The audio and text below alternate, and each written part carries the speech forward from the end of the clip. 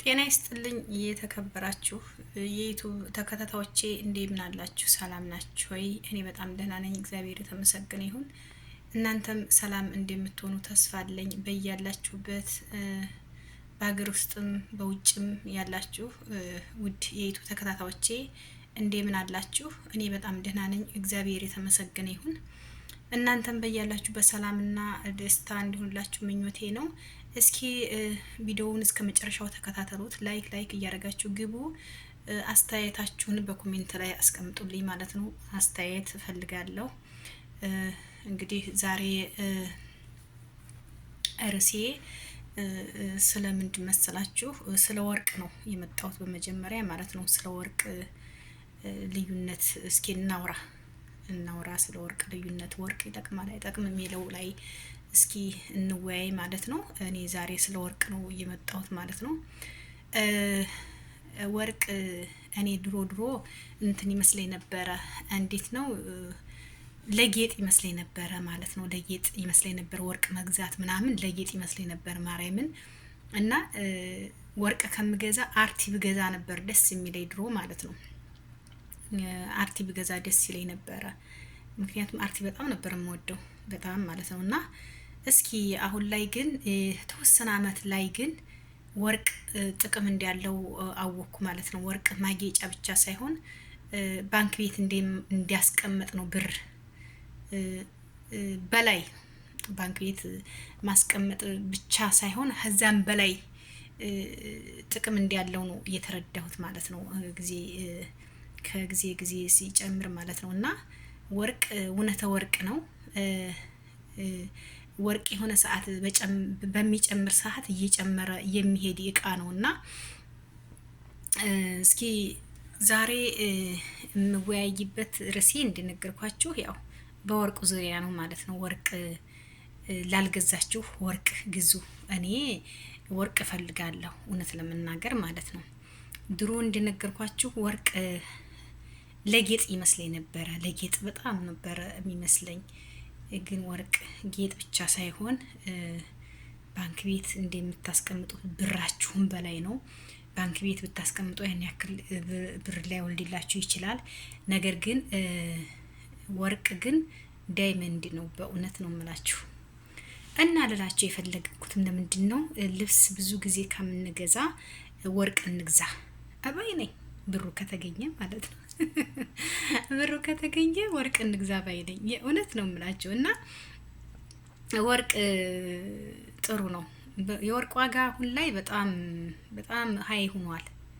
በጣም ተወዷል። እኔ ለ8,000 1 ግራም ሲባል እንዲህ አልኩኝ ማለት በጣም ብዙ ብር ነበረ ማለት ነው። 8,000 1 ግራም ሲባል ማለት ነው እያለ 10,000 ገባ እያለ አሁን ደግሞ 23,000 ብር የ21 ካራት 23,000 ብር ገብቷል። የባህሬን ደግሞ 25,000 ብር ገብቷል ማለት ነው። አቤት ወርቅ ያላችሁ ሰዎች ምን ይረናቸዋል? ወርቅ ያላችሁ ሰዎች ታድላችኋል ማርያምን።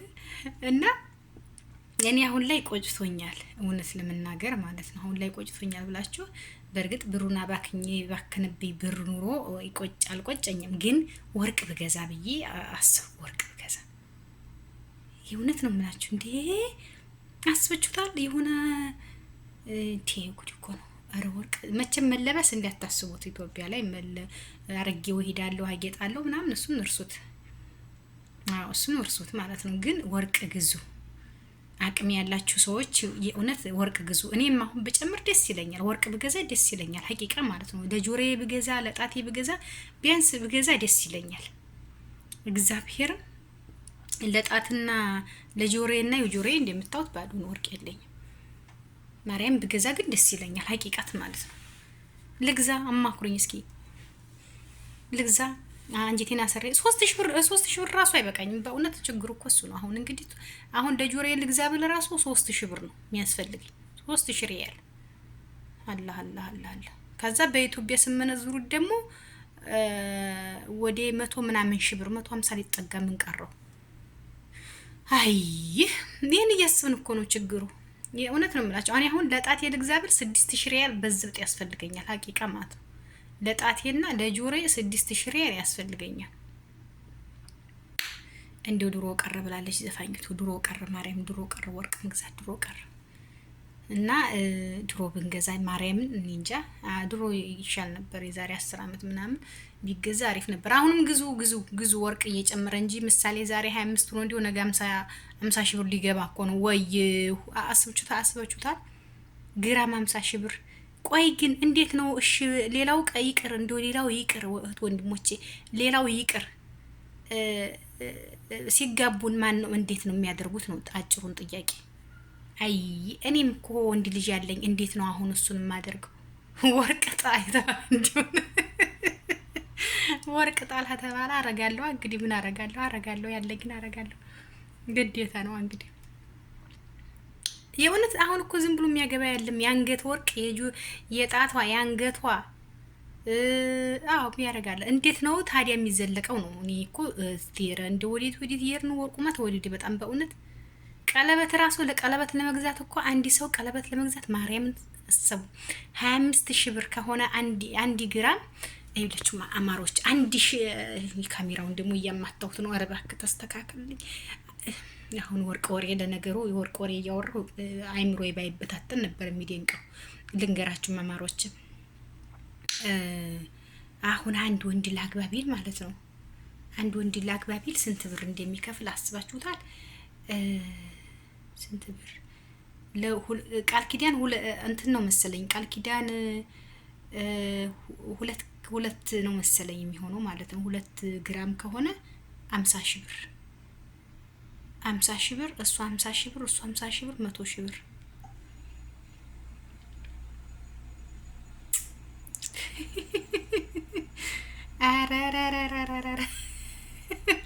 አረ ምን ይሻላል ትላላችሁ እናንተ?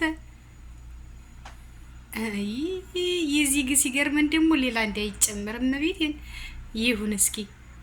አይ እርምሽን አውጪ ቃል ኪዳን አለ። እርምሽን ነው አውጪ ነው ቃል ኪዳን ራሱ ድንግል ማርያምን አስብችሁታል?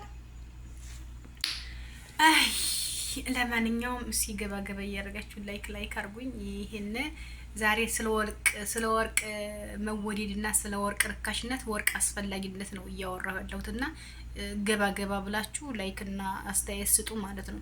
እውነቴን ነው የምላችሁ፣ ይጠቅማችኋል። ድንግልዬን ወርቅ ግዙ።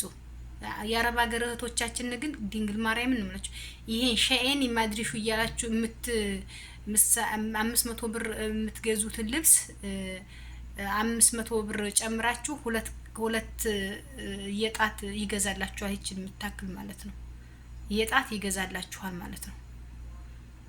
ገባችሁ አይደለ? ወርቅን የመሰለ ነገር የለም። ወርቅ ግዙ እህቶቼ። አሁን የምንሰበስበው ልብስ ማለት ነው።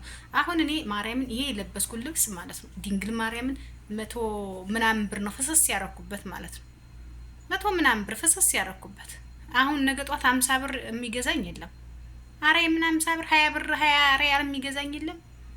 ማርያምን እውነቱን ነው የምነግራችሁ፣ 20 ሪያል የሚገዛኝ የለም። እናቴ ቢጃማው ይበልጠዋል። ስለዚህ አንዳንዴ የዚህ ሀገር ልብስ ደግሞ ዝም ብለን ብናፈስበት ብር ዋጋ የለውም ማለት ነው። ዋጋ የለውም። ወርቅ ብንገዛ ይጠቅመናል። ሲቸግረን እንሸጠዋለን። ማርያም ማጌጫ ይሆናል። ማጌጩን እንኳን ኢትዮጵያ ሆኖ ችግር ነው።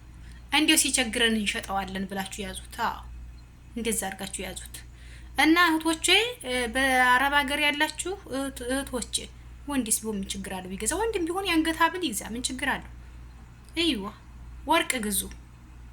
ዛሬ ወርቅ ላይ ነኝ። ወርቅ ግዙ በማለት ነው። አመሰግናለሁ። ባይ ውድድር ማድረጋችሁ ባይ